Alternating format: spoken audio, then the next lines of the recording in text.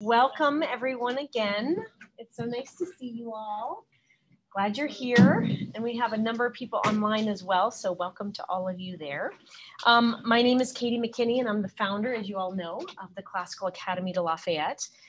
We are, for those who may not know online, we are a private school in Wentzville and we serve children in kindergarten through 9th grade this year. Next year we'll go through 10th grade and we'll continue growing until we're through 12th grade in the year 2024. And I began this school 5 years ago as an outgrowth of my husband's and my rekindled love affair with our country. After having learned a little more about our own history, we dove deeper and realized there was a lot more we didn't know and fell in love and thought, well, why stop here with our own three? So we decided to open our own school. So we began Cal in 2017 with 9 students. And last month when we met with you, we were around a little over 50. And this month we're over 60. So we are growing like crazy. And we just welcomed another student this week in Miss Monroe's class. And we had 3 more girls last week. So things are going crazy. And today we had 7 student visitors. It's the most we've ever had. So it was a Thursday. And with the weather, it's been a wild day. But anyway, it's been a happy day. So since we are talking about revolutions, and while I have the floor, I wanted to just mention Cal's own revolution that we had last week, our Education Revolution fundraiser, which was amazing. Many of the supporters are in the audience tonight online, for which I am so grateful. And we were able to raise, as you might know, over $71,000 in 30 hours. And it blew my world. And I think for all the parents in the background as well, we all were just so grateful and we so appreciate your support. I do want to express my sincere gratitude for everyone and the hard work behind the scenes. We have some parent leaders who were working hard, and your networks that you all connected with, it's made a tremendous impact. And I am very humbled by what we get to continue to do and make a difference for these children. So obviously the need for classical education and a moral education has never been more important than it is right now, fortunately or unfortunately. And our country was founded on these principles and it needs to maintain itself with these same principles for its survival. So your support shown through either your enrollment of your children or your financial support or your prayers, all of it is necessary to continue the work that we're doing and to make sure that we continue this relevant and I would say providential work that we're doing for our kids. So I say thank you to all of you and thank you to all of you. So on to other revolutionary topics. So you've joined our 4th talk in our history series, and tonight's talk is the last that we have done as a pilot program, so to speak, discussing historical events and cultural ideologies. And I think it's been well received. Thank you, Mr. Preston, for doing such a great job. So we will be continuing these next fall. And as many as you know, this program grew out of a consistent comment from Cal parents saying, we want the same education as our kids want. In fact, I heard it today. I was talking with many parents visiting today. So this series you're getting is a sampling of what we teach in our classroom, particularly with our middle school. And tonight's talk is entitled, Why the French and the American Revolution Are So Different. What is the difference between Jefferson, Adams, and Franklin versus Louis XVI, Danton, is it? Danton and Robespierre. And what was the fork in the road? What happened?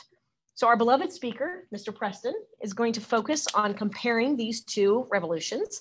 And it came out of an outgrowth of his teaching a 2-week course on the subject about a decade ago. And we're going to hear tonight a distillation of those key points from that class. We're also going to be touching on the relevance of considering this historical impact of these events and the reason behind their inception and where they diverge, which are even more fascinating, I guess we will hear about tonight. France and America were so interconnected at this time, and it's important to remember that these 2 countries who at one time were warring against each other were later then united in their force for a successful war for independence, which is kind of interesting. And a very short time too, wasn't it? I mean, it happened quickly. So many of these founding ideas and documents of the American Revolution helped kick off then the French Revolution.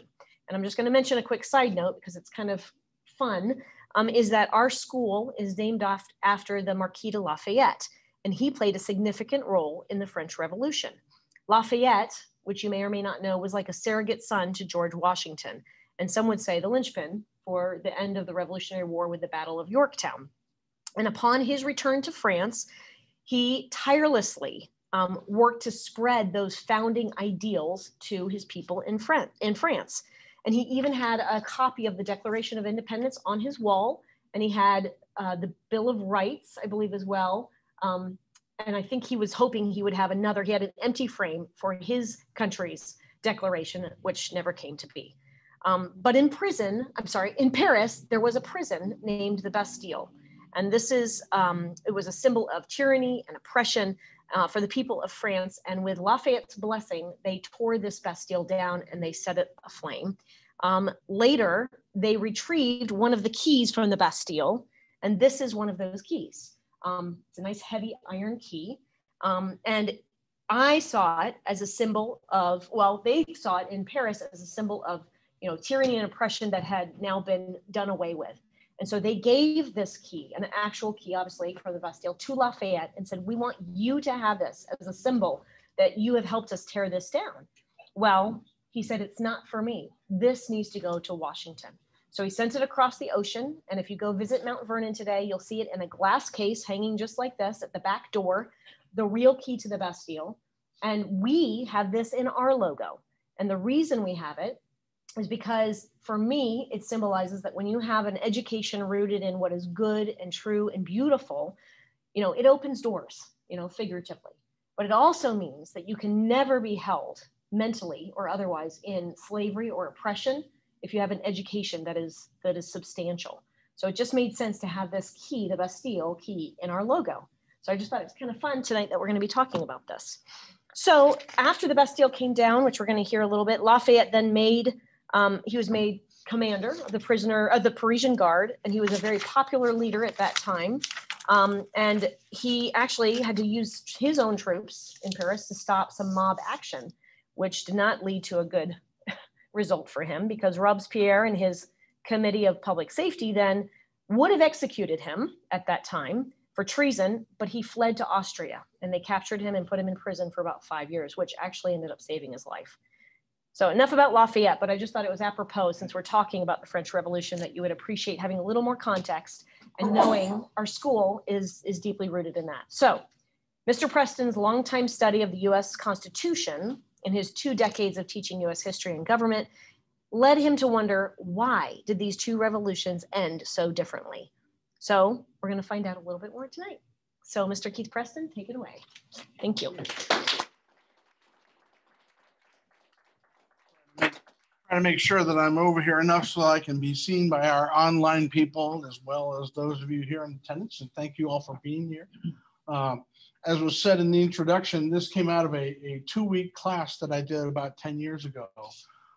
That came out of my fascination of all the connections that there are between the 2, and yet they come to very, very different conclusions. And to this very day, we see differences in the way that things are done in France, and the way France is on their 5th republic. We are still on our 1st, and hopefully that will remain so. But the divergences that come about and the reasons for that are many and varied and very deep. And so that's what we're going to be exploring in our thing tonight. And hopefully I can get this to work. Okay, there we go. So there's less in common actually with both of these revolutions you might think, even on the surface. The American Revolution, what we've heard called the American Revolution, is actually not a revolution in my mind. What we think of the American Revolution, the war for independence, is very different from what is the actual revolution. The real American Revolution is the Constitution. That's the revolution, the concept that you can have government by choosing of the people. No one thought this would work. And the Americans fought a war of independence against Britain. They got the help of the French, whereas the French were in a situation where they were overthrowing their current government. Now, most of us have an idea of the French Revolution of, we pretty much limit it to the Reign of Terror and Louis being beheaded and Marie Antoinette being beheaded and Robespierre and all those other characters there. And actually that's almost the conclusion of what we would think of for the most part as the time of turmoil of the French Revolution. The revolution actually starts in many ways many years earlier, and American revolutionaries are involved in the beginning of the French Revolution, so we'll get to that too. So it's much more than just overthrowing the nobility. France's revolution was both cultural and economic. And while there were economic reasons for the American War for Independence, and there were cultural differences between American colonials who were British before the Revolution and the British back in England, the fact of the matter is that you have a different system going on in France. We're going to be talking about that. That leads to the different paths that we're going to see in these two revolutions. And then finally, in the French Revolution, it goes much deeper even than governance. It's a religious revolution in many ways. It's a class revolution in many ways, and it's almost a Holocaust for that country. Most of what we think about when we think about the unrest of the French Revolution is what's going on in Paris. If you've been to Paris, you go to the Place de Concorde. That's where the guillotine was going for about 16 months there during the worst part of the Reign of Terror. But this is happening all over the country. But it's not just, we think, okay, so they're finding all the nobles they can. Well, there's only so many of them, and a lot of them flee. The fact of the matter is a lot of everyday people are getting executed too. You suddenly find out you thought you had a great job being hairdresser Marie Antoinette, and suddenly you're in trouble because you were with them. And I hesitated, but I was going to tell a story, but Katie encouraged me to, so I'm going to tell you. At one point in time, Marie Antoinette is hiding from the mob in a building, and her best friend tries to escape from the building, and the mob literally pulled her apart alive. That's the kind of craziness that was going on. We didn't see anything like that in the American Revolution. And we're going to talk about why that happened and how you get to that point when we talk about tonight. So the colonies, and this is something that most Americans don't even realize, we had been experiencing elected government in America for 11 generations, okay? That's why we always talk about how much we love the Mayflower Compact. The Mayflower Compact is an agreement. This is the government we're going to have when we land. Yes, everyone knew the king is the king and parliament is the parliament. But in the 1600s, you're an ocean away. There's not much they can do about it. It takes months for information to go back and forth. So you're going to have your own system to make things work, or everyone's going to die. In those days, half of the people at Jamestown in 1607 died the first year. And that we talk, and that's why we talk about the suffering of the pilgrims. The first Thanksgiving, a lot of people didn't make it. And in the Mayflower, most of them, majority of them, were not the pilgrim people, the people who had been Puritans, who had gone over to Holland and decided, no, our kids are growing up being Dutch, we want to be English, so we're going to go to the New World. They were the minority on that boat. So before they got off the boat, they made a deal. All right, here's the way we're going to set up a government. Here's how we're going to elect these people. Here are the rules. And everyone signs it, or you don't get off the boat.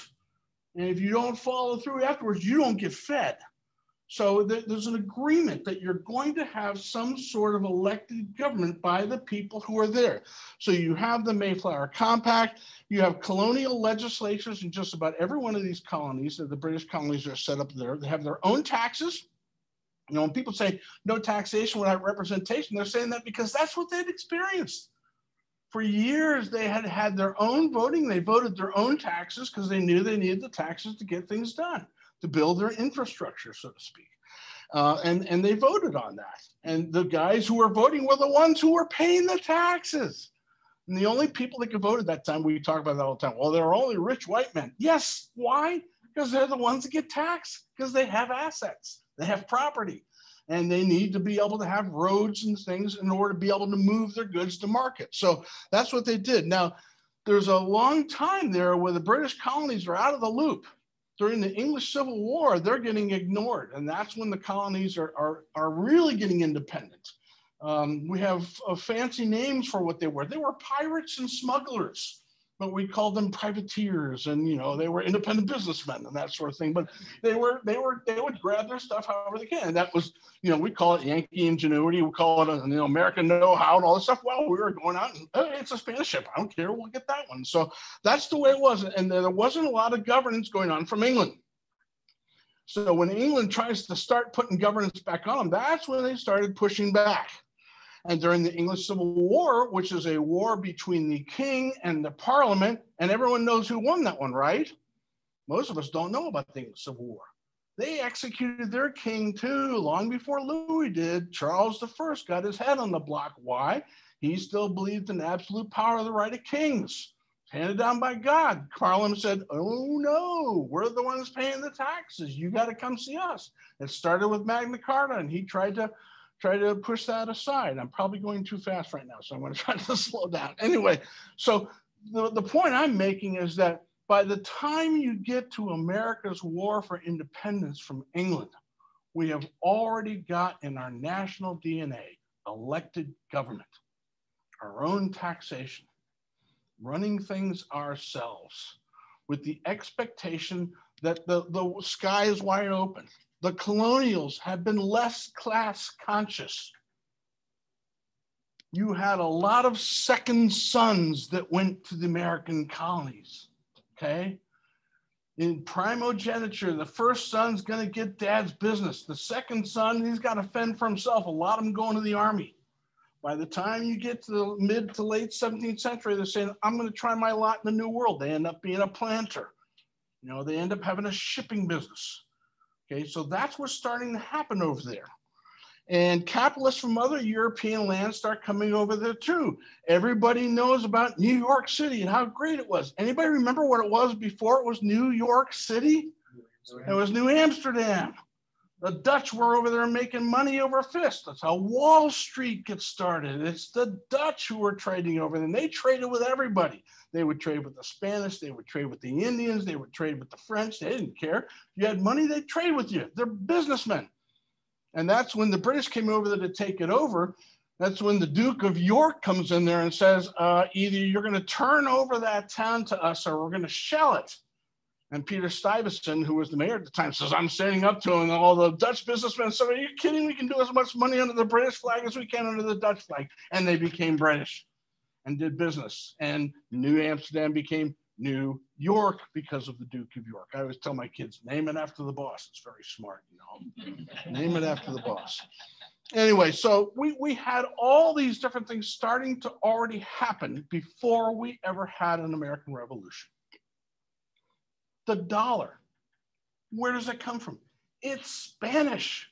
We didn't do American pounds, we did Spanish dollars. Why? Because those bits were easy to break up. That's why, how many of you remember the little thing, 2 bits, 4 bits, 6 bits? That's what it was. You could break a Spanish dollar. It was segmented, so you could break it into bits. Good ideas we attached ourselves to. Americans are used to doing that. We assimilate ideas. Ooh, we like that. And we can do it better and cheaper and faster, you know, that sort of thing. Yankee ingenuity. And then we were also very open who would come over, okay? We had Jews coming into Rhode Island. Maryland was set up as a Catholic colony, but they had one of the first colonies to write into their charter, religious tolerance, okay? And here's Paul Revere. How would you pronounce his name, his last name in French? My wife, Revere, how would it be pronounced? It's not Revere. That's an Americanization of it. R-E-V-E-R-E. How would the French pronounce it? Revere. Okay. Why? Because he's a French Huguenot. The French Huguenots were the Protestants over in France. And the English attitude is, we don't like all you Puritans. They were called Roundheads over there. Why don't you just leave the country and go to the New World? And they said, okay, fine, we'll make more money over there probably anyway. And they did. The French said, all you unhappy Huguenots, Protestants, you can't go to the New World. Only loyal French Catholics who are loyal to the king can go to the New World. That's why New France was very empty. And the British colonies were filling up, and including French Huguenots like Paul Revere were going there too, okay? So you got all sorts of people from all over who were going to the British colonies because they had a different attitude about that. And I'm giving you all this background because this culture is going to be the fomentation for these two different movements. And they're coming from very different places. They don't have as much in common. They really, in the end, what the two of them had in common is they didn't like the British. Okay, that's the number one thing they're going to have in common. So English told the Puritans to go to the New World. The French kept them from emigrating.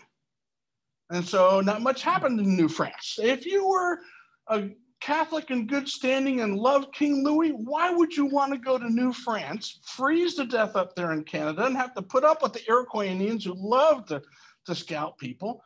Not many of them went there. You know, fur traders, guys that thought, okay, I'm going to make my money fur trading. That's who went there.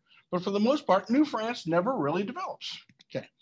So the real victory is self-government, the Constitution. No one possibly thought it could work when the American Revolution happens and they put the Constitution together. Europe was waiting for this to fail. They were going to pick up the pieces. It's one of the reasons when the British finally threw up their hands, they said, well, we'll just wait them out. And eventually, you know, the Spanish said, we'll pick up Florida and some of these other areas. And the French said, you know, we'll get some of the northern territories, Maine or some of those places. And so everyone thought when it failed, they picked that up. You can't work things without nobility from blood, they thought. You had two monarchies here who had built their system on that. And of course, adding into this is the all-powerful church, because everyone has to answer to them eventually, this life or the next. And so that was the attitude that the European powers had. The Americans rejected that all. We don't want a national church. We want an elected government. There's in the Constitution, did you know that Americans cannot accept a nobility, a title of nobility of any sort? It's in the Constitution. They wanted that in there. They didn't want to be anybody be bribed or tempted by an offer of nobility from a foreign power. So that's in there. We rejected it all. France is a very different setup. For centuries, they had developed a system which consisted of three classes. Okay, in the 18th century, which is the time period we're talking about here, the clergy has the strongest influence because they're going to determine what's going to happen to you for the rest of eternity, okay? And so the clergy is what's called the first estate.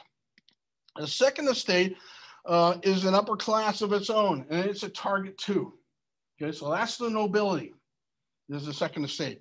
And the British still had their own class prejudices, but there's more religious freedom over there. You still had Catholics over there in England. They did not persecute them the way minorities got persecuted in France at that time. And so in France, that's another division that can happen there, is this religious division. The Huguenots, one of the reasons they fled is there was a whole day called the St. Bartholomew Day Massacre, where by the thousands they were massacred on that particular feast day. So that's why a lot of them fled, and they couldn't leave through France. So they'd flee to England and then get on a boat in England and go over to the New World. Okay, and that's how a lot of the Huguenots came there. Some of you may, I know that my family's connection, my children's family's connection through their mother is through a Frenchman, Henry Chapez, who was a French Huguenot who came over to the colonies and fought in the Revolutionary War, and that's how they can be members of the Daughters of the American Revolution, Henri Chapez.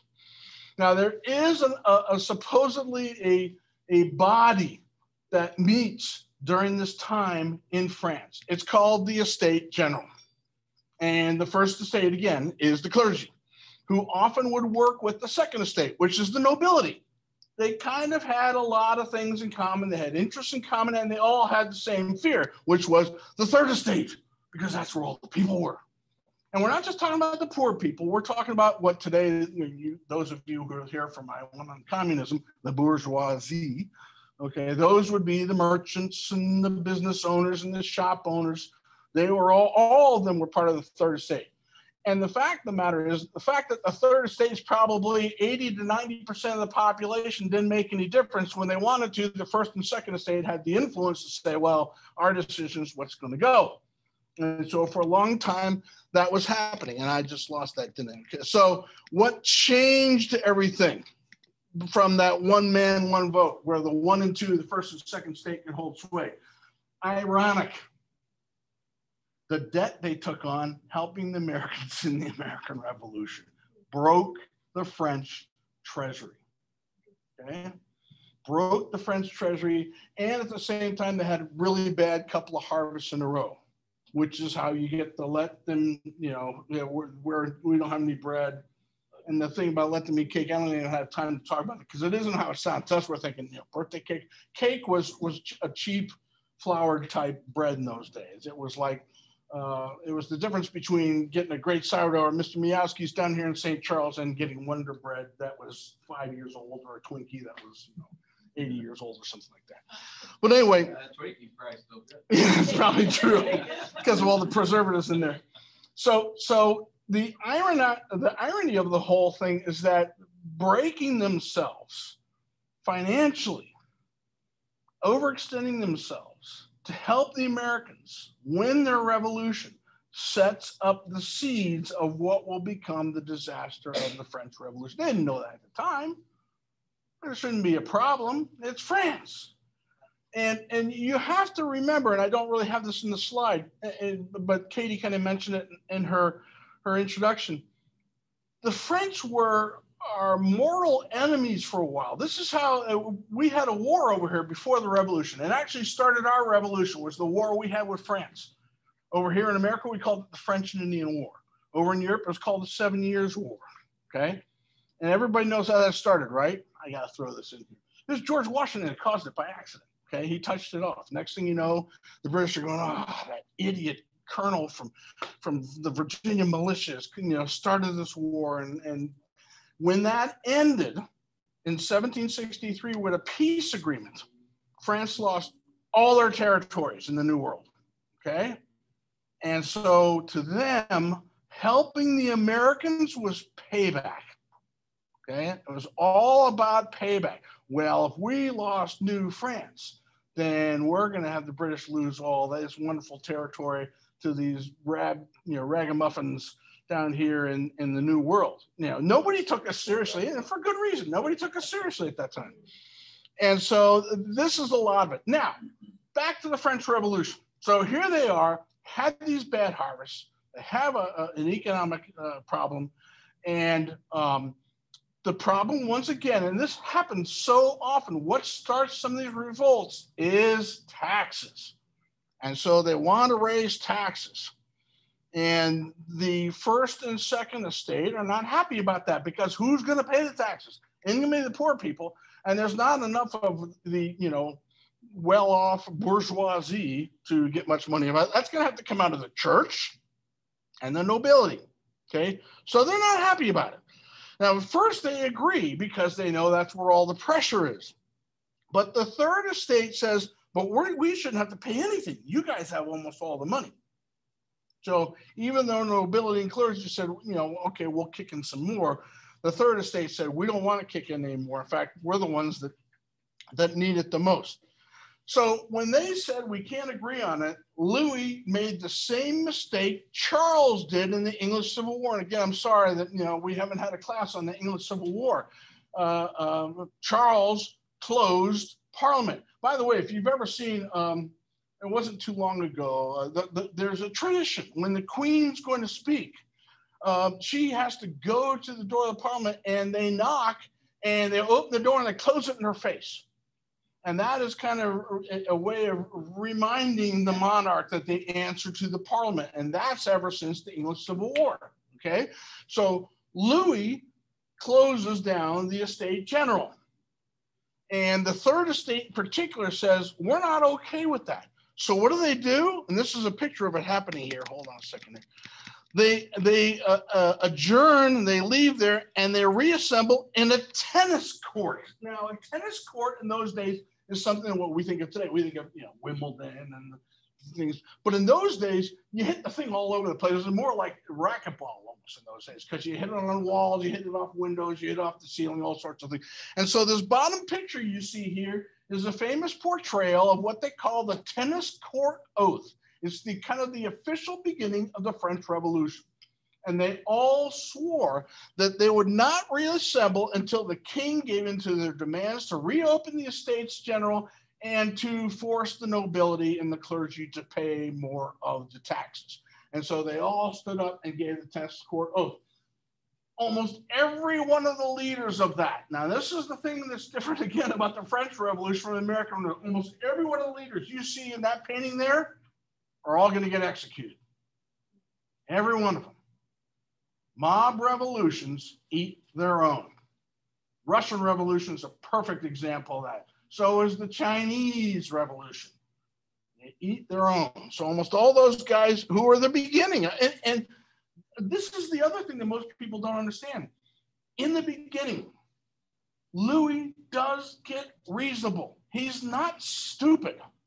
He knows, all you do is look at the numbers, and it's not going to go well if you don't do something right.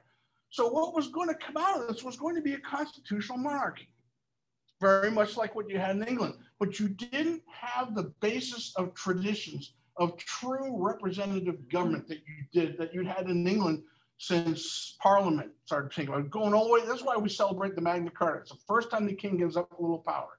And then as time goes on, more and more and more, because where are the taxes being paid? The nobles, their lands, their earnings in the churches. When Henry comes along, why does Henry convert? One of the big reasons he converts and has his own church is not just so he can marry Anne Boleyn, it's because he's grabbing all the church's money. Okay? Now that it was his church and not the Pope's church, he's gotten to, what do they say? Follow the money. That's a lot of what these things are here too, is follow the money. All right, so he caves. Now, you've heard about ideologies from the left. This person's a right winger. This person, he's kind of somewhat right of center. Where does that all start? The French Revolution, okay? Here's the National Assembly that comes as a result of this new government that they're going to try to set up. And all the most revolutionary Republicans, what they called themselves then, okay, what's in the name, sat on the left. And the people who most wanted to preserve as much as possible the monarchy, the nobility, some sense of order, some sense of managing money, some sense of having a taxation that's reasonable, sat on the right. And the people in the center, depending on the issue, they could go back and forth. So that's how you get left, center, and right. They actually sat there. That's where that comes from, okay? And so that's how things begin there. The French Revolution's creation and the French National Assembly. The most revolutionary guys, the Jacobins and the Girondists, will sit on the left. And in the center, you'll get some of those that might be members of that, but they might think some of their guys are going too far. And then on the right, the guys are saying, let's not throw everything overboard. We can do this. Lafayette would have been there on the right, saying, look, I'm the Marquis de Lafayette, but yeah, I've been to the American Revolution and I want to see that kind of thing going. So that's how we get those positions. And each would have to try to tug the center to their views. And again, if you're not used to a democratic method of making these kinds of decisions, then you turn to other methods, which is people power, mob rule. And that's another area where things are going to diverge. And we had our close calls then. I'll talk about that. The American Revolution had its close calls with mob rule. We had the leadership to handle that. We'll talk about that. Okay. Early on in the French Revolution, we had these ties between American revolutionaries and French revolutionaries. In 1789, when things are starting to get going and Jefferson's getting ready to leave. Why? Because the newly elected Washington administration is going to make him Secretary of State. So he's early on in the game going to go back to America. And for a long time, Jefferson is going to support the French Revolution because he thinks the French Revolution is what he left in 1787. And suddenly when Louis gets executed and Marie Antoinette is in prison, he begins to think, yeah, maybe it's not quite what it was when I left there. Okay, so it's going to be a slow process for him before he finally realizes that it's not mimicking the American Revolution. They worked on two things, the Declaration of Rights and Citizens. Okay, that's the thing that was going to go in that frame that you were talking about, which was a lot of good words, but you had people who saw the possibility of power by ruling by mob rule, who were going to step all over that, and that's what happened over there. As she said, Lafayette was made head of the Parisian Guard after the fall of Bastille. He had to use his guard at one point in time to stop mob action. He suddenly went from being very popular to being very unpopular. He also, we'll get into this later, saved the king and queen at Versailles. And we'll talk about that in a little bit. He had the action in doing that. And eventually, when they went to war with Austria, he was in prison. Now, you might say to yourself, well, wait a minute, suddenly you have the French Revolution. Why did they go to war with Austria? Marie Antoinette's not French, folks. She's the daughter of the Austrian emperor. And when they executed the emperor's daughter, he declared war on France. If you had a reasonable government, they would have said, is it worth beheading the widow of the king to go to war with Austria? And the only reason they got away with it is somehow they got lucky and got Napoleon, okay? But other than that, it would have been a disaster. And it was a disaster in many ways for a long time. Anyway, he flees to Austria and they go, well, we're at war with France. So they imprisoned him.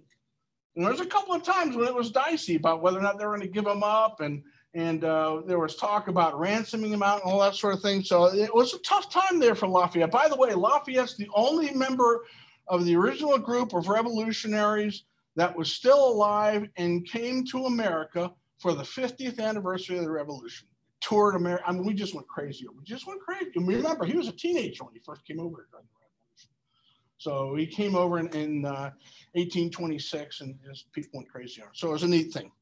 Who else went over there? The guy right there, Thomas Paine, the guy who wrote Common Sense, the guy who wrote The American Crisis, which, by the way, is the beginning of that. These are the times that try men's souls. The Sunshine Soldier and the Summer Patriot, you know. Still, read it again, please. The opening of that, right before Washington takes his troops across Delaware. He read that to it. They had that read to his troops. It's really an amazing thing. Anyway, so he's a great thinker and writer. He thinks this is my next best chance. He goes over to France and he writes something called The Rights of Man. But it was interpreted as being an atheist creed and all about, because it's all about the age of reason and all this sort of stuff. So he just barely survives by the skin of his teeth as well. They were going to execute him. He actually had a seat in the National Convention. Probably sat on the left. I'm not sure about that. I haven't been able to find that out. But anyway, so he was over there for a while, and then he opposed Louis's execution. That got him on the wrong list. Okay, now he got canceled. Sorry, I had to use that at some point in time.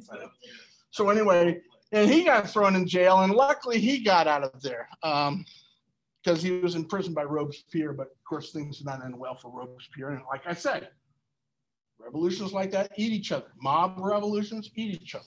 All right. We also have a different than our anthems. Now, the anthem that we celebrate today, everybody here knows, was written by Francis Scott Key as he watched the British bombardment of the port of Baltimore, particularly Fort McHenry itself. He would oppose the war, by the way, Francis Scott Key did. He was there trying to free a friend of his who had gotten imprisoned. And you have to remember that the reason this was such a big deal is they just burned Washington, okay? And so next they were going after Baltimore. Why were they going after Baltimore? That's where the nest of pirates were, privateers, sorry. Okay, as far as the British are concerned, they're getting that nest of pirates in Baltimore. So they were going to get Baltimore. Now, they're going to do to Baltimore much worse than what they did to Washington. So when the day comes up the next day and it's still there, he's very excited. He writes these words down. Anyway, during the Revolution, that was not our anthem. The most popular anthem was something called Chester's Hymn. The man who wrote it, his name was Chester. And the beginning start of it says, let tyrants shake their angry rod and slavery clank her galling chains. We fear them not. We trust in God.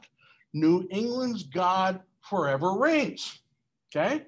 That's the American anthem during the American Revolution. What's the French anthem during the French Revolution? Most of you know it, right? The Marseillaise. Okay, and most of us don't know French, so we don't know what this means. It sounds nice, though.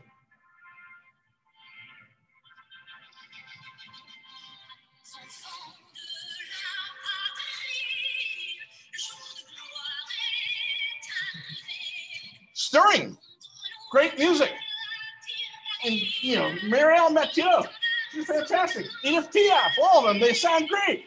Do you know what they are saying? They're not talking about slavery's galling chains and we believe in God, okay? So here's what she's singing. They come right to our arms to slit the throats of our sons and our friends. May impure blood water our fields. It's a little different. I don't want to hear people talking about all the bombs and everything going off in our anthem. You don't know what's in the Marseillaise, okay? And I'm not criticizing them. I'm just saying it is a fervent, fiery, bloody song, okay? But very, very racy. And I can, I've seen all those old Humphrey Bogart, Casablanca, where they're all standing up and singing the Marseillaise and the Nazis are all mad. Well, yeah, okay, I get it. But at the same time, do you know what the song is about? Okay. And so to a great extent, it's reflecting the attitude of that revolution, which is going to be a very bloody revolution. Now, class differences for centuries have been a challenge in France. I mean, we're talking about going all the way back to Charlemagne and the nobles. I mean, we burn Joan of Arc at the stake. Yeah, they could say because she's a heretic, but it's really because she's working with the we want to make peace with the English. We don't have war with the English, and she's in the way. So out the way. We'll figure a way to get rid of her. But by this time period here in the French Revolution, everything's going to be symbolic. Everything's going to be part of their own version of cancel culture. Dress, language, religion, what you call each other. We talked about communism last time. Everything was comrade this, comrade that. In the French Revolution, what is everything? Anybody know? Citizen. Citizen. The French ambassador during the Washington administration is Citizen Genet. You can't call him Ambassador Genet. He was Citizen Genet. By the way, near the end of things, he began to figure out he'd done something wrong, and he was recalled to come back to France. He knows he goes back to France. So he said, I'm not going back. And he ended up being a farmer, married a little farm girl, and spent the rest of his life in Pennsylvania, lived in America, Citizen Genet. So you have the poor people who are not going to dress like the wealthy people. They're called the sans-culottes, which means they're without breeches. They're the poor. They don't have the breeches like the guy on the right there. They have the baggy sans-culottes. And those are going to be the real warriors of the revolution. So what does that mean? The guys who are leading the revolution are uneducated or violent or seeing, this is our chance to get power and money. And they are going to end up being Napoleon's Grand Army, okay, which is going to dominate Europe.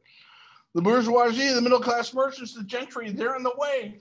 A lot of them are going to get executed in the Reign of Terror too. Not as many in Paris, but in all the outlying cities and countryside. Those are it. And today the bourgeoisie are the ones that are always cited by communists as being the problem. They're stopping the revolution. If they got the bourgeoisie out of the way, the proletariat, the everyday working guy would come in there and he would do well. So why do we not be able to get things going? Oh, it's the bourgeoisie. They're the ones that are the problem.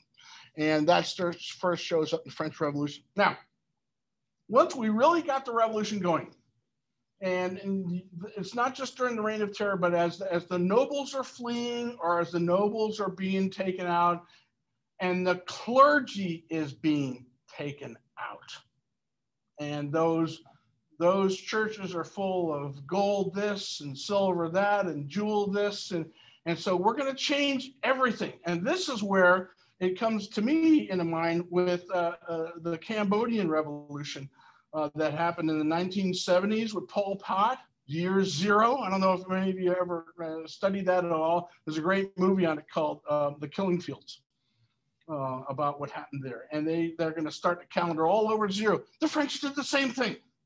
They're going to have their own calendar. And it's going to be Year Zero there. And you start getting pagan revival festivals going on in France instead of the church festivals. They create two different kind of worships. One is called the cult of the supreme being, and that's the one you see at the top there. They build these memorials, and it's basically a way to get Christianity out of the way. And the other one's the cult of reason. And that's the one that poor Mr. Paine kind of got linked a little bit, although his writing wasn't about that, but they made a connection there.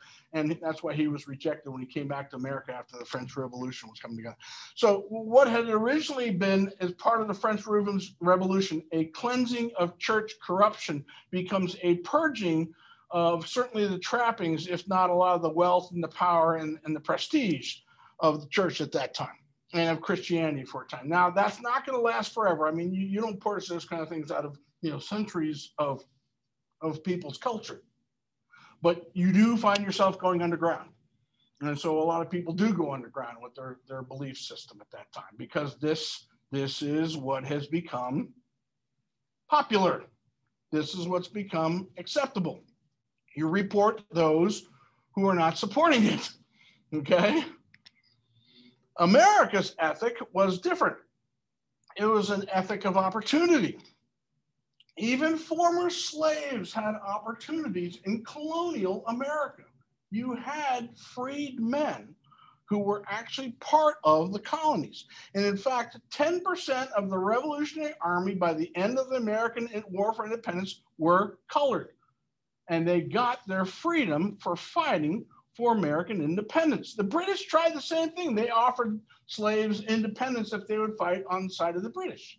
And they decided by that point in time, when that finally got offered, that they had a better chance with the Americans winning. And so you had a large number of them that got involved in that. And you had a broad spectrum of past class differences. Some people had come from very nice, well-known families. Some people came from families that were nothing, but they built it here. If you've seen Gone with the Wind, what is Scarlett O'Hara's father?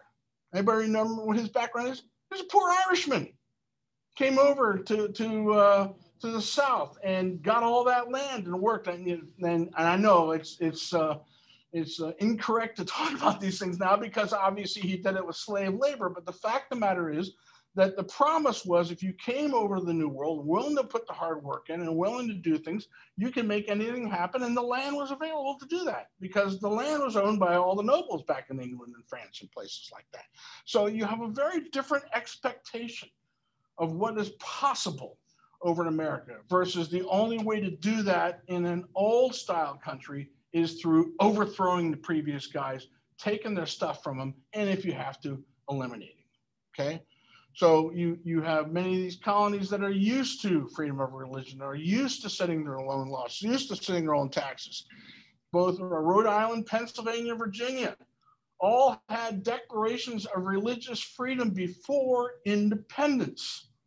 You had large colonies of Jews in Rhode Island. Pennsylvania is a Quaker colony. How many of you know that in Massachusetts they hung Quakers? But because William Penn was a close friend of the king, when he sets up Pennsylvania, it's a Quaker colony. It's a very different type of background you have there. And then Thomas Jefferson, it's on his tomb. He's very proud of the fact that he wrote that he was the writer of the Virginia Documents for Religious Freedom. You also have a very literate population. One of the reasons common sense was so effective is that so many Americans could read. They grew up being taught mainly through reading the Bible. And Americans have a long tradition of emphasizing education. Public education goes way back here in this country. And so the fact that you have a literate population, well, when Thomas Paine put together Common Sense, he made 100,000 copies. In that time period, 100,000 copies, just making 100,000 copies is astonishing. And then they would have all their officers would read it to the troops. Your sergeant or your captain or your lieutenant who could read would read Common Sense to the troops. It was Common Sense was, here's why we've got to fight this battle. Here's why we need to have this war for independence succeed. So schools get set up early in the United States and in the American colonies during the Revolution. Harvard goes 1636, just 16 years after the Mayflower lands, Harvard set up. And next thing you know, you've got William and Mary, and you've got what was the College of New Jersey becomes Princeton, and all those Ivy League schools have been around there so long because they all got set up in the 1600s, most of which were originally set up to be divinity schools too, by the way, okay? So they're there to train clergy, but because of the religious pluralism in the American colonies, which eventually becomes the United States of America, worship, commonality, and tolerance are a common theme that bind together. When you read the speeches of Washington and Jefferson and Hamilton and Franklin, they talk about providence and they capitalize it. Okay, as opposed to throwing it all out and having a cult of supreme being or a cult of reason, that sort of thing, which is not a unifying source. Yeah. So in France, the common person did not learn how to read. Most of them did not know how to read. Most of them did not know how to read. Nobody's going to pay for schools. Okay, so all the bourgeoisie, their kids will read. But, you know, your guy down there cutting fish open on the docks, he's not going to learn how to read. And in fact, we're getting to them right now, okay? This, to me, was the turning point in when you go from a possibility of constitutional monarchy to here we go down mob rule. When things had been so bad that they called them the fishwives, and they were there's a reason they're called fishwives. They were wives, and what they did all day is they had these really sharp knives, and they opened the fish, and then they would sell the fillets, and that's how they made their money. And this is now today we call it the Women's March to Versailles. Okay, yeah, there were women, yeah, they were marching, yeah, they were going to Versailles, but not many women's marches carry pikes and really, really sharp knives with them. Okay, these did. And you have to understand it's many miles from Paris to Versailles. That's one of the reasons it was built there.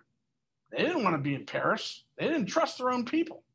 Okay, remember, it's just one Louis before this guy that says, après moi, le déluge. After me, things are bad. Okay, he knows it's falling apart. So you've got the women marching to Versailles in 1789. Now, the church has had all the rules. As I said, most can't read the Bible or can't read at all. It's an ignorant population. And they often become a mob. And that mob decides that they resent those who see them through this elitist indoctrination about, well, these are the peasants. Okay? We didn't have peasants in America. Yes, you could say African slaves were in their own way as peasantry, but there was a ticket out of slavery. Not an easy one, but there is one. There is no ticket for the peasant out of being a peasant. There's no upward mobility possibility for them. And as I said earlier, Lafayette's the one who saves the royals. When the Women's March gets there, they are ready to just kill everybody, including the king and queen. And Lafayette brings his guard around and protects the king and queen, and so do some of the bodyguards of the king and queen. But the bodyguards all get killed. And it's only Lafayette and his guard that keep the king and queen from getting killed. And eventually what he does is he talks the mob into saying, look, don't kill the king and queen, put them in a carriage, we'll go back to Paris and we'll talk about what happens next. And so after some hard talking and a lot of killing, they agree to that. But the march all the way back, they have the heads of the bodyguards on poles next to the king and queen's carriage to let them know who's running the show now. And from that point on, the king and queen are over. They don't know. It's going to be a couple of years before Louis is executed, and another 18 months or so before Marie's executed after that. Most of what's going to happen the rest of the time here is arguing over what do we do now? And you have those people in the National Assembly, the people on the right saying, yeah, you know, exile them. And the people on the left saying, kill them. Okay? That's the argument that's going to go on there. But Lafayette's the one that saves the royals. But again, that drawing, look at the happy faces there as they've got their bodyguards' heads on it. And again, you didn't see anything like that in the American Revolution. We exchanged people. You know, the British, the British soldier would surrender and you'd then have tea together or something like that. You know, this isn't the same kind of revolution at all. It's the leadership that makes a big difference. Leadership in the American Revolution, educated men with a classical education, okay, who have a classical education, who have read things in the past and they understand what works and doesn't work. They did not want a democracy. Democracy is mob rules. A majority of one wins. Sorry, you're outvoted. And the ones who get outvoted in the French Revolution go to the guillotine, okay? Because that's what the Committee of Public Safety is going to do the whole time. We're going to vote. You know, what happens to this person? We had extraordinary leadership. We had elitists, you could say, because they were educated, who understood the promise of the New World. And it gives an opportunity for everyone to rise, as all these men had. How many people know that Benjamin Franklin had to flee indentured servitude in Boston and made his way to Philadelphia? Okay, he became retired early and became very wealthy. He's living the American dream.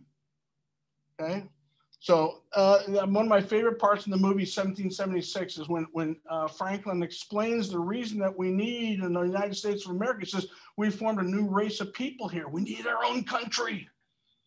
Okay.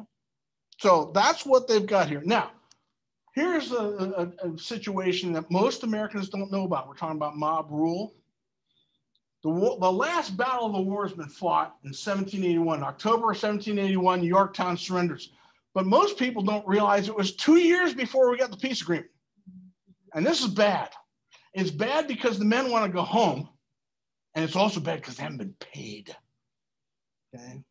So there starts to be a number of officers are very unhappy. And what happens when you've got an army sitting around? Trouble. And so the answer is we're going to march on Philadelphia and we're going to make those guys in Congress pay us our money or else. Okay?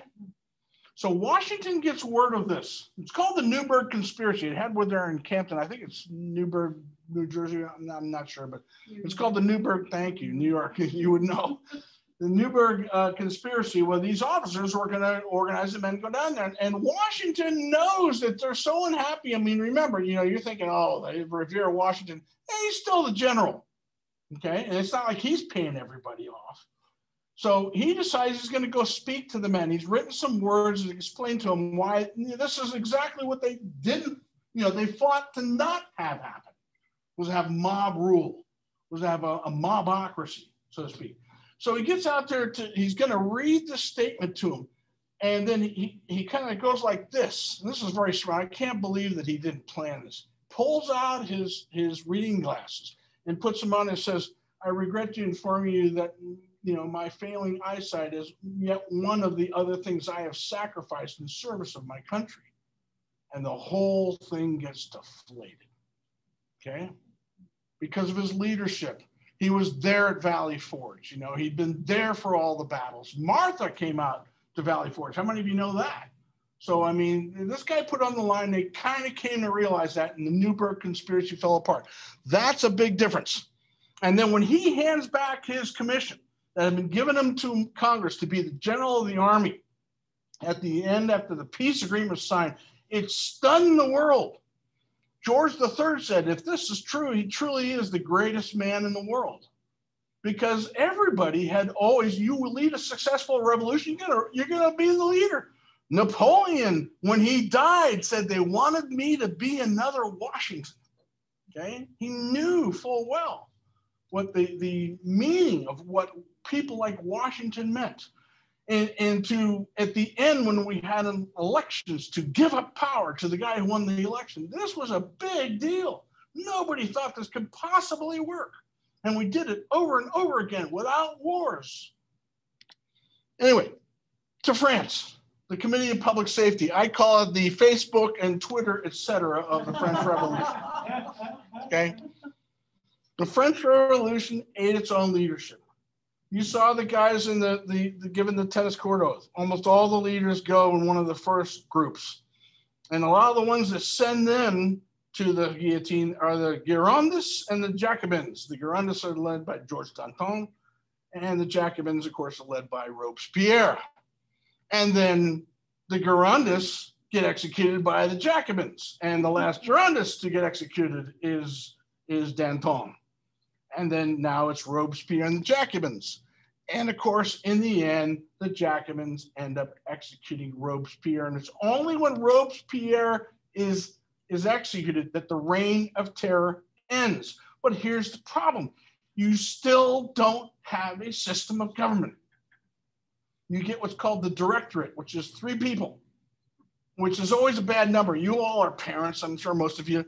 Would you rather have 2 kids trying to play together or 3? 2, because there's always going to be 2 against 1 at some point in time, which is going to happen here in the directorate. And guess who the survivor comes out of the directorate? Da-da-da-da, Monsieur Bonaparte. Okay, that's how you get Napoleon. And he comes out because he's a successful officer leading this battle. So when that happens, that's kind of considered the end of the French Revolution. Napoleon's rise, and then you get the empire. And for a long time, it's going great for them. until we by the way, if I can recommend something, and I probably have to be careful because it's a BBC production, but BBC production is kind of like rated R these days. But there's a BBC 8-part series of War and Peace that is just incredible. And we recently watched it. We watched it a couple of times. They do a really good job with the book, and they do a really good job of covering the imagination. A lot of it is behind the thought of Napoleon and what he's doing, and how he backs off and how he plays the Russians. You know, I'm going to make peace, I'm going to make war. I'm going to make peace, I'm going to make war. And he's really shrewd at that. But that's what's going to go on in Europe. Okay, that's what's going to go on. I hope sometime to be able to do a part on World War I and World War II, because this time, since 1945 to today, is the longest period of peace you've had in Europe since Charlemagne. There was nothing but constant warfare going on in Europe. Constant warfare. All right. So Washington giving back his I know I'm almost done here. Washington giving back his commission. There's a reason why the Constitution says we the people, not we the United States or we the states.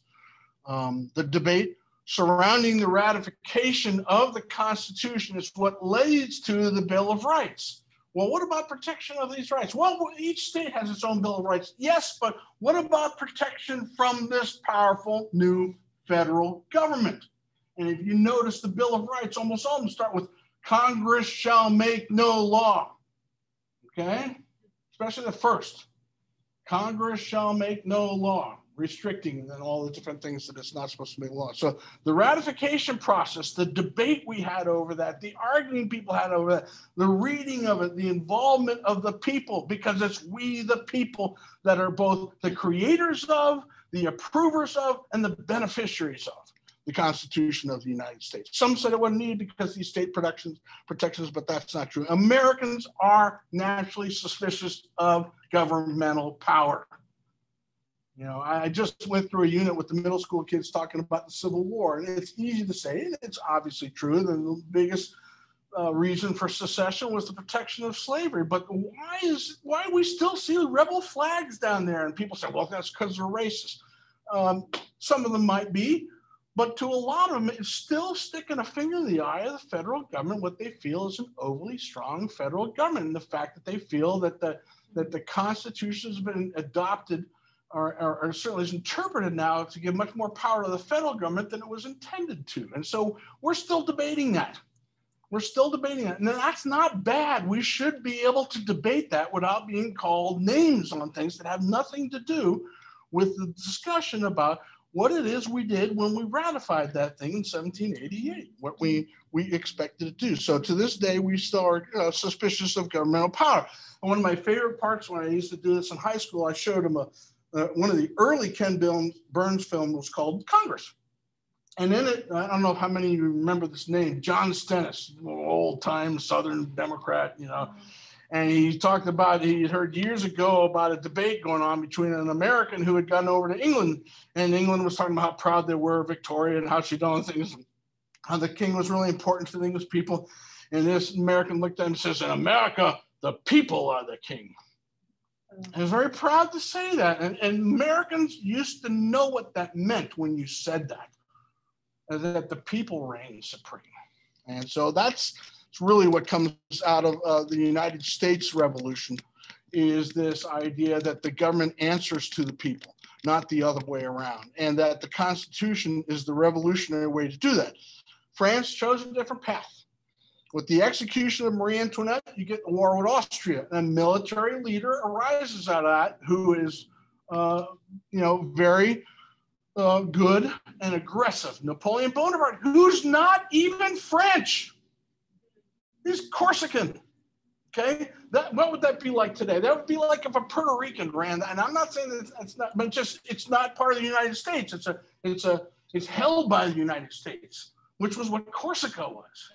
But he's an outstanding military leader. And, you know, if you've seen the movie Patton, he loves quoting this part about Napoleon saying, l'audace, toujours l'audace, you know, audacity. Yeah, that's how Napoleon often would win. He'd go for broke. And when the other side was trying to play by the rules, he'd cheat on the rules. It's like doing a different move, a creative move in chess.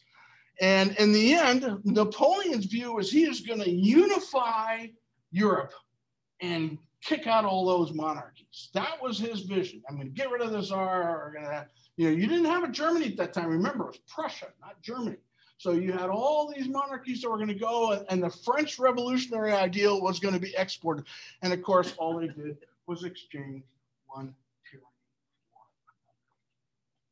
another. And we've had, after Napoleon, you get another Louis comes back for a while. You get a Napoleon III comes back for a while. My great-grandmother had memories as a young girl in Kassel. She used to tell my grandmother that she saw Napoleon III walking in the courtyard. He was held captive in a castle in the town of Kassel. That was in the 1870s. When people forget, they lost the Franco-Prussian War. Paris was occupied, and Napoleon III was held captive. But anyway, they're in their fifth republic. They're still figuring it out. It's an interesting system. So many of the parliamentary systems are. Ours is very different. People can say, "Are you saying ours is better?" You're darn right, ours is better. Why do you think so many of them are risking their lives to get here? They want to be here. Of course, they want to be here. If you spent 40 years living in France, you could, be a French citizen, but you're never going to be French. You're never going to be Dutch. You're always going to be that American who's lived here for 40 years and has French citizenship. You come here and you raise your hand, you're an American. And you're always going to be an American, because what unites us is the ideals and the principles and the desires and the things that we're willing to stand for as a people, as humans. And that's what being an American stands for. And when you swear that allegiance to that, you're part of it. You're part of it. You don't have to hyphenate it anymore. You're part of it. So there's my little thing. Now, I don't want to say, I'm happy to take some questions. I don't want to get into current politics. You want to talk about politics in relation to these things, current politics? Let's do that after the session we have here online. But I want to make sure that we get the questions having to do with the material here. Yeah. You mentioned earlier on about the number of the Puritans and other religious groups. I had heard a theory that, or maybe just putting one thing together with another, that a lot of them really were war refugees from the English Civil War. Yeah. Okay. And the question is, yes, kickoff point. They were called Roundheads over there. Parliament did win that. A lot of the Roundhead. The question is about the nature of the Puritans came over here, and were some of them war refugees. A lot of them were like everything else. There were those who were fairly middle of the road. There were those who were extremists. And the extremists a lot of times would leave. This is why they were called Puritans, because just Henry saying, "Oh, the Pope no longer runs the church. I run the church, and I'm the head of the Church of England." But they felt too many of the part of Catholicism they felt objectionable did not get reformed, like was going on in the continent with Protestantism and Lutheranism. And so the more extreme ones found themselves out of favor and said, well, we're going to take our version of the church and go over and set it up over in America. And that's where you get John Winthrop setting up the Massachusetts Bay Colony. It's going to be a city on the hill. They're pretty harsh. They kicked a lot of people out. As I said, they hung Quakers over there. They kicked Robert Williams out. They kicked Dan Hutchinson out because they didn't want women teaching. So, they said they wanted to purify the church, but they're also pretty harsh. But a lot of what we consider the Massachusetts idea, the Yankee idea, comes out of this we call it the Puritan work ethic, but it's a Puritan approach to the New World. And yes, a lot of them that left were the more extreme people who said, I can't stay here anymore. They're not changing enough of what the church was before. And so, that's why they dressed plainly. They didn't have fancy robes. They had the black and white outfits and such, because that was more respectful, they felt, as opposed to making a lot of pride in the way you dress, things like that. Does that answer your question? Yeah. So I'm curious if you know much. You've got the American Revolution, sort of the French is a spin-off then from that. Initially. And then I had read through my own study with my own kids, there was a Mexican Revolution. Yes. Can you speak at all to the? Wasn't as prepared to do on that tonight, but go ahead. Was that a spinoff from the French Revolution? Well, and why did it fail? And I don't want to get off. Yeah, no. All these things require so much background. The Spanish settlement of the Americas was very different from the French and the English settlement. More different from the English than the French. They also kind of had, you had to be the right, kind of thing. The English had taken their way of settling the New World from basically the same attitude they took in settling Ireland, which was a plantation mentality. We don't want to mix with the Irish. We don't want to intermarry with the Irish. We're going to set up our little British settlement in Ireland, and we're going to rule over Ireland as we have to. If we have to suppress the population, we will, which is what they did with the Native Americans when they came over here. The Spanish would tend to intermarry. The Spanish would come in. The main thing they wanted to come in, they were all going to make brownie points with God by converting the natives to religion. And you had one religion, Catholicism. That's it. You had some Jews at one point in time that actually fled to the New World. Some that got away from the Inquisition by fleeing to the New World, but they had to keep it on the down low once they got over here. But for the most part, we're talking about guys who come over here. They're going to plunder. They weren't making industry. They were going, oh my gosh, look at all this gold the Incas have. Look at all the stuff the Aztecs have. Put it on these ships, send it back to Spain, and that's how Spain got to be big. So it was much more of taking advantage of the riches of the situation. But the flip side was they did intermarry. So you had intermarriage between natives and some slave populations and Spanish.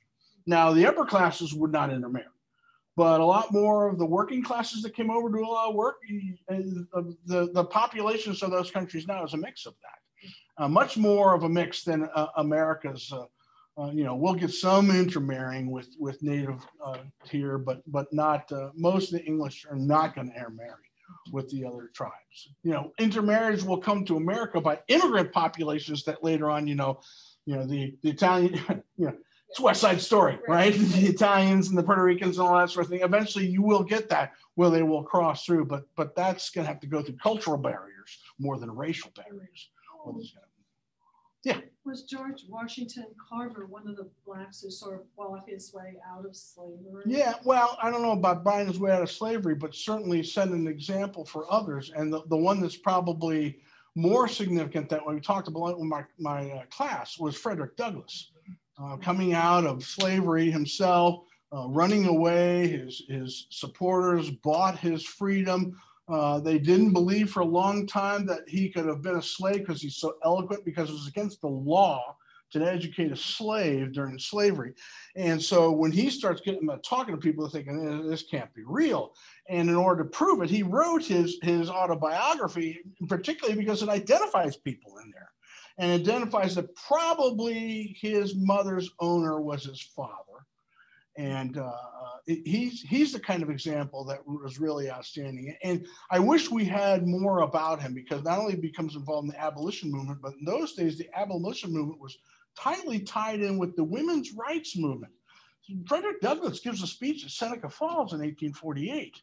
And those movements are tightly united until slavery's eliminated, and suddenly the abolitionists go, okay, we got that taken care of, and all the women are going, excuse me, and they were promised, we'll take care of that with the 14th Amendment, which is the one that grants citizenship to everybody in the country. But they specifically left out a reference that relating to gender as well. And so Elizabeth Cady Stanton and Lucretia Mott and all the women's rights activists were furious with the abolitionists after all that happened. And so, but Douglass, to his credit, was not like that. And his last two wives were white, which was not an easy thing in those days. Yeah, I know. But he was so impressive and so, loved by so many people, and had been such an, that Massachusetts 54th, if you've seen the movie Glory, he's the one that helped raise the money with Shaw's father to outfit that unit. So he put his money where his mouth was. Are you talking about George, like Shaw's Garden Shaw? No. This is a Shaw family up in Massachusetts. If you go to Boston Common, you'll see in the northeast corner of the Common, if you see the end of the movie, they have a picture of that big bronze frieze that's Shaw and all his troops, marching along in the Massachusetts 54th. And that's out there on the Boston Common. And that's the Shaw. Robert Gould Shaw is his name. If you've seen the movie, it's Matthew Broderick's character who plays that. And Denzel got the Oscar for playing the freed slave who joins up in spite of his cynicism. So if you have not seen that or haven't seen it in a while, it's worth a rewatch. They do a nice job on it. Hollywood is never quite good with history, but sometimes it's better than nothing.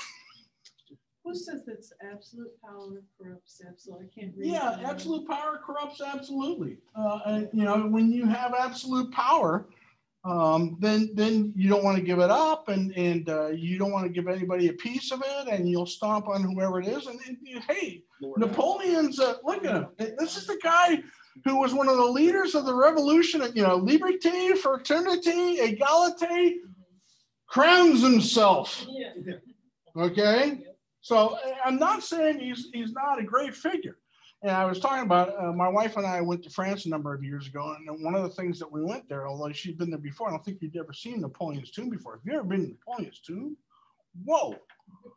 It's a big, huge carved piece of wood there that's just absolutely gorgeous. And then you look at Lafayette's too. Yeah. Quite different. And to me, it's always been something in my mind that I wanted to see, because one of the things I remember growing up is seeing the thing on World War II. And after France falls, Hitler comes to Paris for, I think, 8 hours. But an hour of that 8 hours was sitting there staring at Napoleon's tomb. And everyone, these pictures of him staring at Napoleon's tomb for an hour, and everybody's thinking, what is he thinking? It's creepy. Well, we now know what he's thinking. But at that point in time, people didn't know about all that stuff that he was going to do. So it's a big deal. Napoleon is still a big deal. There's a Gerard Depardieu film playing Napoleon. A lot of different guys playing Napoleon. And remember, he escapes from exile and comes back again. That's how Waterloo happens. Waterloo's his second loss. Okay, lost the army the first time after Russia. Comes back a second time again and loses at Waterloo. And this time they said, this time you're going to stay. So no Elba for you, St. Helena, where they're going in the middle of nowhere, pal. And they probably poisoned him. I'm pretty sure that they poisoned him there. They didn't want him coming out a third time. Yeah. You were talking earlier about literacy and the difference between French and Americans. That was a comment and then a question. One, you were talking about common sense being so 100,000 copies. Unbelievable. It's unbelievable. What was the population? What amazes me is the fact that common sense is not an easy read. No. It's a complex. Neither is the King James Bible. Well, true. Which is what most of them are reading. And that, I guess that's my question is, okay, if the average, it was written for the average person. Yes. And so, but that's why it's called common sense. Not easy. How did the common man at that time, how were they able to read that? Right. Would they get that good? So the question is about common sense and how are they able to read that and that sort of thing. And again, I would say so much of it is this tradition of we're all going to remember. Hard to think there's such a time. There's no internet. I tell the kids this all the time. There's no internet. Nobody's doing this. There's no electric light fixture. You read by firelight. Usually you go to bed at sundown and get up at sunup. But before you go to bed, you might sit by the fire, and whichever member of the family could read would read to everyone, and they would want their children to read because they're going to need to do that someday with their children. 11 generations of this are going on before the American Revolution.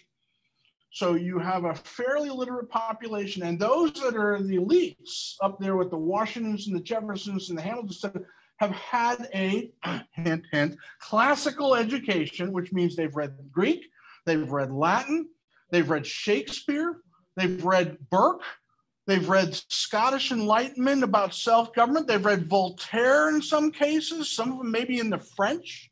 So there's been a lot of thought come in when these guys sat down and started discussing these things, these are ideas that they've been churning around as a country protected by this ocean, which kept the king from seeing, you know, I'm not sure I like what's going on over there, about how independent they're feeling. And this thing's been percolating, okay? So that's a huge part of that. As far as common sense itself, you know, Paine had not been here very long from England, and he was in trouble in England for being a troublemaker. He comes over and this is perfect for him. You know, he's a rabble rouser, but he's a very good rabble rouser. He's a very eloquent rabble rouser, and he understands the concerns that people have. And their concerns are that the British desire to be able to recover the money they spent protecting the colonies from the French and the Indians in the French and Indian War now needs to be paid back. And they say, wait a minute, you're only taking it out of our hide. You're not taxing any of these people with these taxes back in England who are profiting from all the things we're sending over there. You have to understand the system that was going on those days. That's why Washington, who's a very wealthy man, he marries the wealthiest widow in Virginia. That's what makes him wealthy, is he marries Martha Custis. And he's upset because he sends his tobacco over there and his other goods, and he doesn't know what price he's going to get. They tell him, oh, this is the best price we get for it. There's no tape. There's no market information. There's no internet. He has to trust that they're doing that. And over time, he begins to put together from when he's talking to other people, they're ripping us off.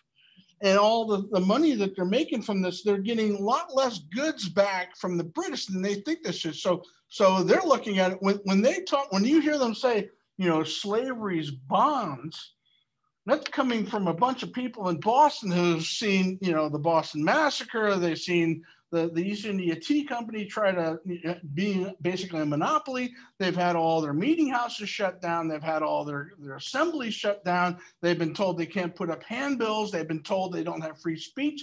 Almost all the things that are in the Bill of Rights come out of what happened to Boston right before the Revolution.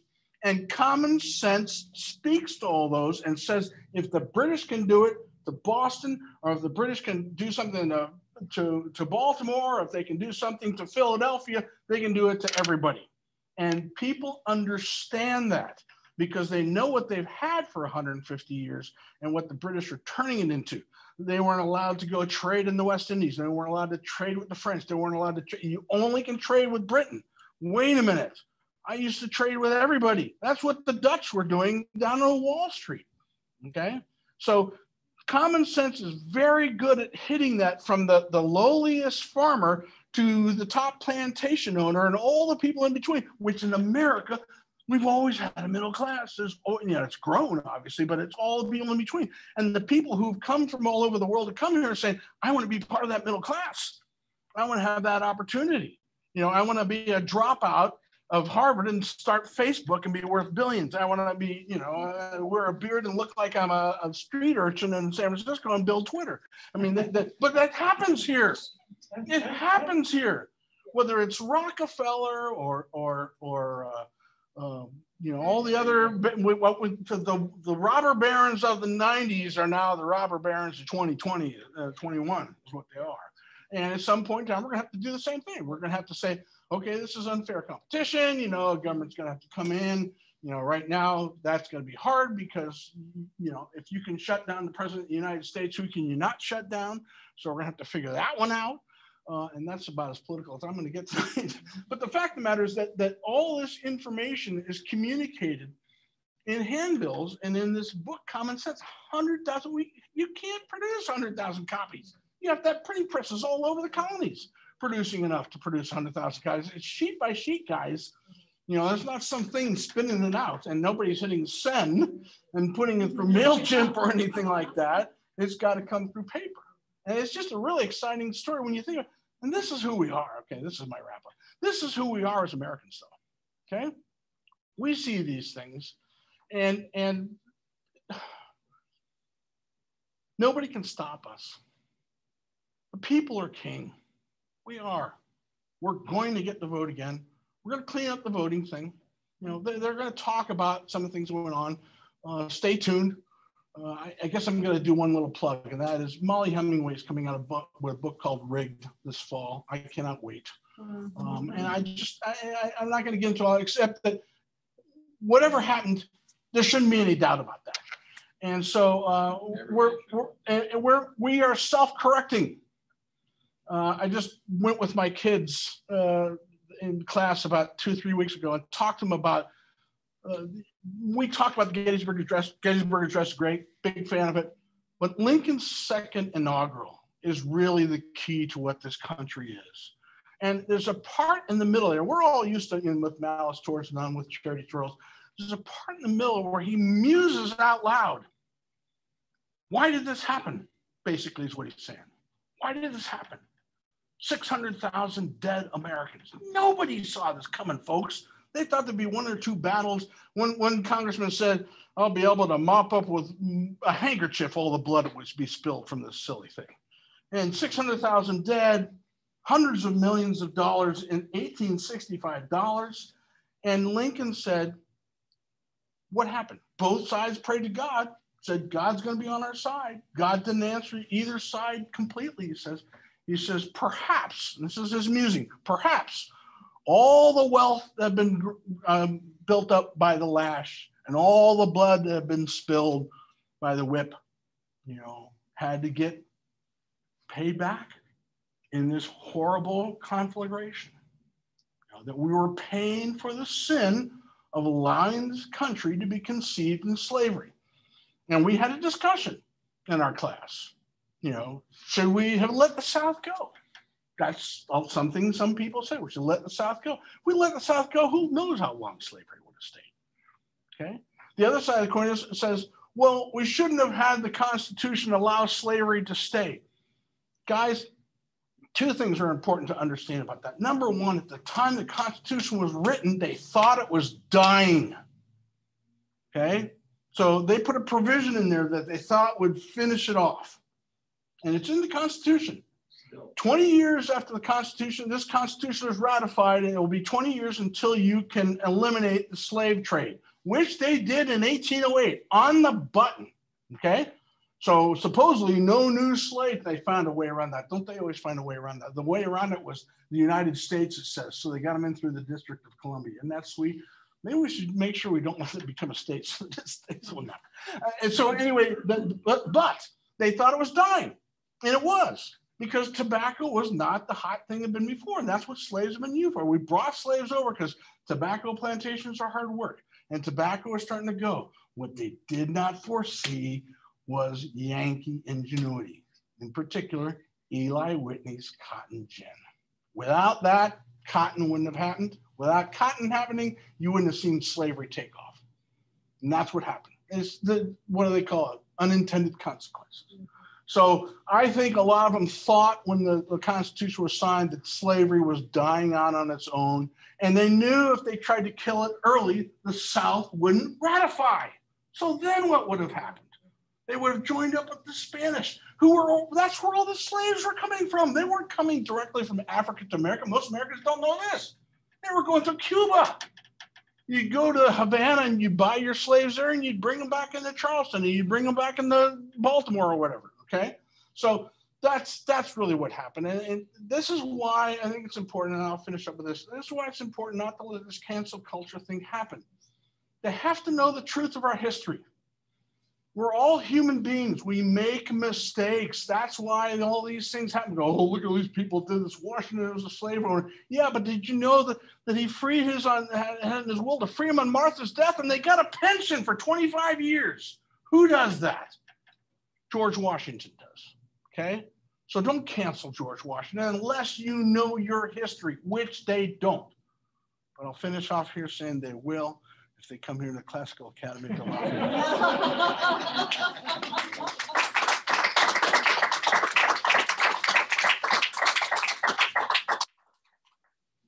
All right, I don't mean to cancel you there. So, all right, wow. Always inspiring, always enlightening. I always feel like I move a little higher every time I hear your lesson, so thank you. It's important to know our history. This is why we're doing this, and I appreciate you expanding that for us.